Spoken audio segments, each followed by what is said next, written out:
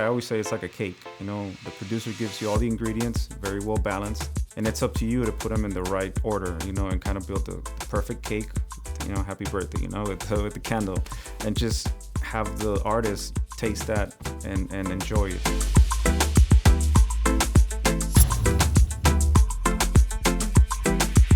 I'm Luis Barrera Jr., mixing engineer and producer out of Miami, Florida. Well, the Miami scene is so many cultures together. It's a whole array of different types of music, you know, from salsa to merengue to now reggaeton to a lot of pop. Bringing everything together, I feel at home.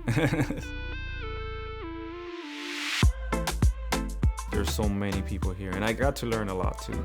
You know, I got to understand different cultures, what they think, what they feel, how they talk, what are they listening to, what's the origins of salsa or merengue or bachata, reggaeton, and just learn new stuff, but also be open to working with different genres, you know. Music has always been in my family. My dad's a musician. I've been singing and doing playback since I was probably like 3 years old. I had my band with my brother, my cousin, a couple friends, and my idea was always to be a musician. But for some reason, I ended up being behind curtains and producing and mixing.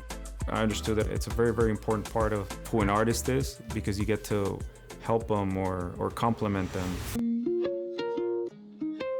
I feel I have the two cultures, you know, a little bit of Mexican, which is where I grew up, and then I have the American culture as well.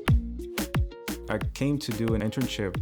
I got to work as a teacher to finish my MBA, learn the business side of everything as well.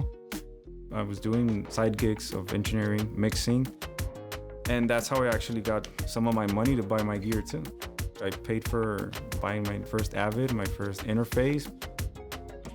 Once I got here and kept on working every single day, that's when I met my colleague and we decided to create my room.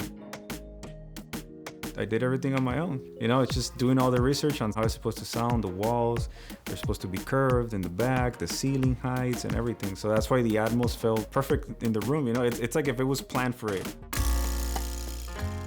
Now I have my own place where I get to show people what I do. And now I have, of course, the Dolby Atmos setup, which is amazing. And everybody that comes in loves the vibe, loves the look of the studio, and loves the sound, you know, which is the most important thing to me. I think as a mixing engineer, we've always been limited to just center, left and right. But now I have this, I have all this space, I have up and down. So now I can be more creative. The mindset behind mixing in Dolby Atmos was always to keep the stereo mix that was done originally and transfer it into a Dolby environment with the immersive feeling and making the listener feel like they're listening to something else. You know, that's very close to what they had initially. But make it sound big as well and make it sound powerful.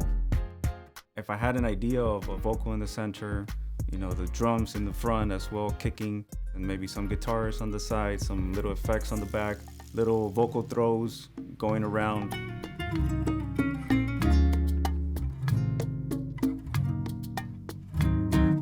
By the time I put them here, since everything is more defined, you know, there's more space to work with. It's like having a pencil and just writing in pencil, but now I have pencil, a pen, colors, everything, you know, I can do whatever I want. Everyone's reaction has been crazy. They fell in love the very first time they heard it, and when they heard their mixes as well, they jumped. They jumped and they were excited. I think as mixing engineers, we're here to give the producer and the artist what they want, what they envision, right? You know, at the end of the day, the song is the most important thing. So it's having the tools needed to bring it to the next level. Dolby Atmos is raising the bar to a new level, and to experience that in a different way was just mind-blowing. My love for music has always come from my dad, from being around music all my life and just wanting to be the best that I could be at whatever I did, you know, if it was writing, producing, or mixing. It's been a great ride, and I'm still going.